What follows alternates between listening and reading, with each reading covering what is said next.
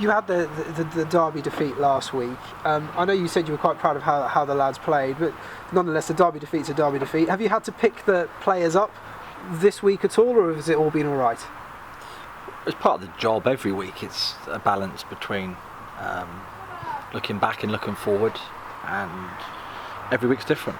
So there's been elements to our week that's been about looking at things we did right or wrong on Saturday, and there's been large part to what we should do next, and that's the decision every week. It's win, lose or draw, you still have to make the same decision. So yeah, we've certainly not avoided it or buried our head in the sand, but on the other hand, we can't be sort of spending all our time crying over spilt milk. We've got to get on with it. Indeed. How is the fitness of the side looking?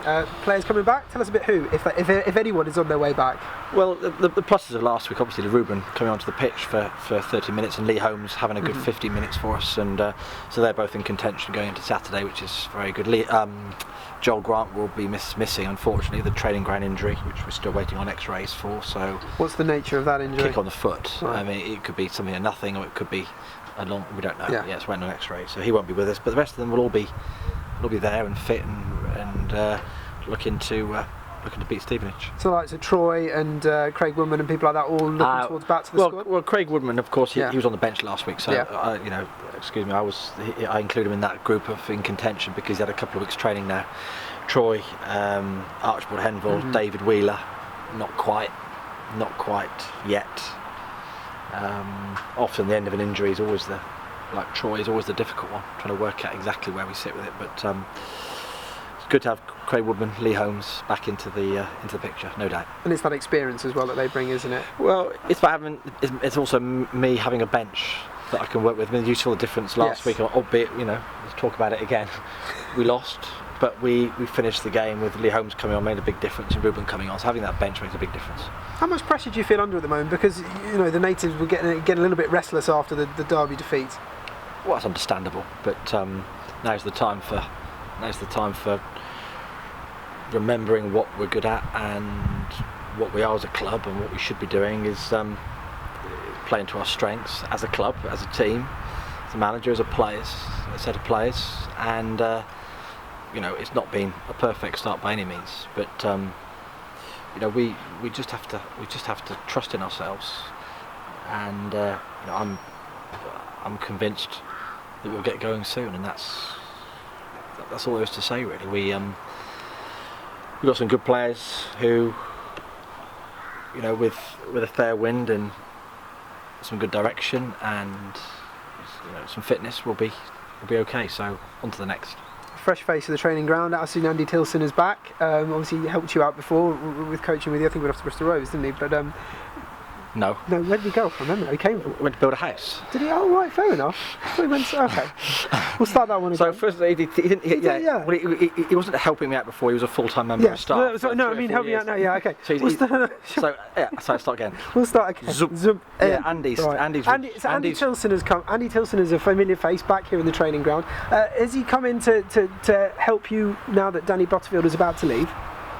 Yes, is the answer to that. He obviously spent 3 or 4 years with us before in a full-time capacity with the first team, very successfully, I have to say, and he left us to do not football things but other things he wanted to do with his life. But at the moment Danny's left us. We've had a few weeks to think about it, and it was an obvious choice for me, an obvious option to see if Andy could come back and fill in temporarily, part-time, or without putting any particular timeline on it.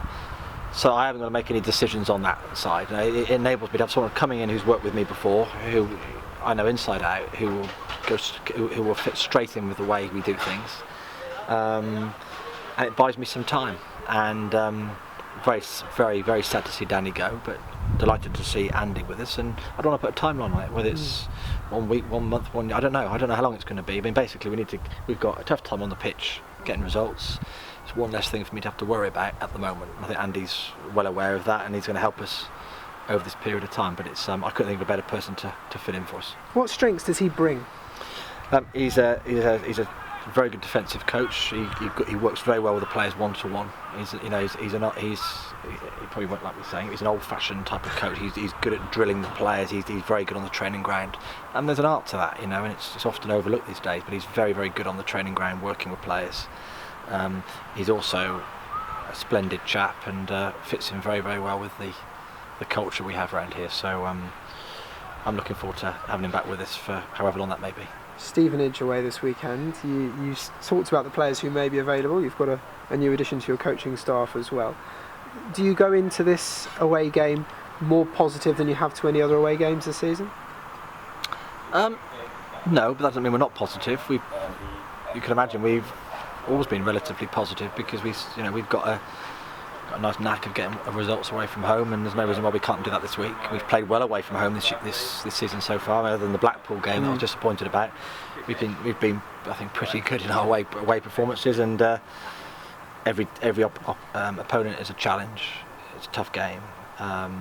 Any League Two match is a tough game, and we've got to go in and do the basics really well, and then let our football take care of itself. And we seem to have a nice template for those away games.